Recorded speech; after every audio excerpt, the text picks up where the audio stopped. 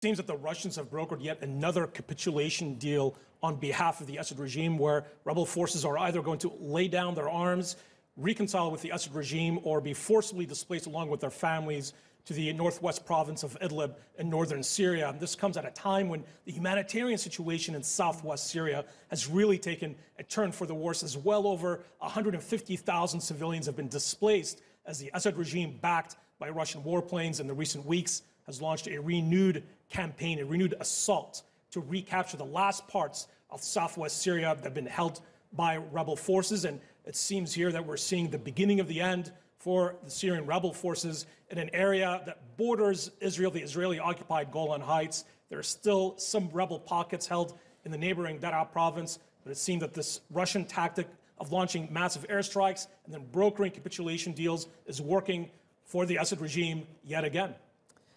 Will this then allow UN observers to return to the demilitarized zone next to the occupied Golan Heights area?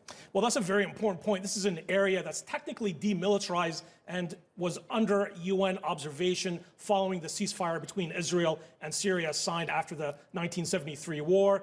The deal will technically allow a UN observation force to go back into this area. Now, rebel forces have been launching attacks against the Assad regime within just 50 meters of the Israeli fence on the Israeli-occupied Golan Heights. This now allows the Assad regime to control the city, the strategic city of Quenitra, yet again, and to allow UN observation forces to go into this area. This has been really a major point of contention for the Israelis as they've been negotiating with the Russians, and it seems now that the Russians have succeeded in brokering yet another deal following a massive military campaign by the Assad regime and Russian warplanes. So lay out for us then where the Assad regime goes from here.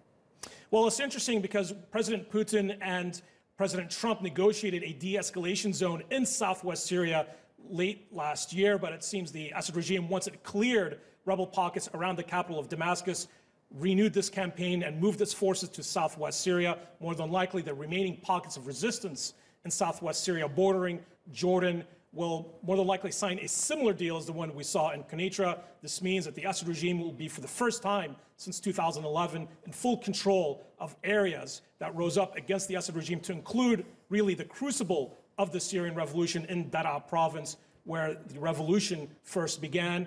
It's a big win for the Assad regime, but for many Syrians who oppose the Assad regime, it's a major loss, and they're worried what will happen to their families.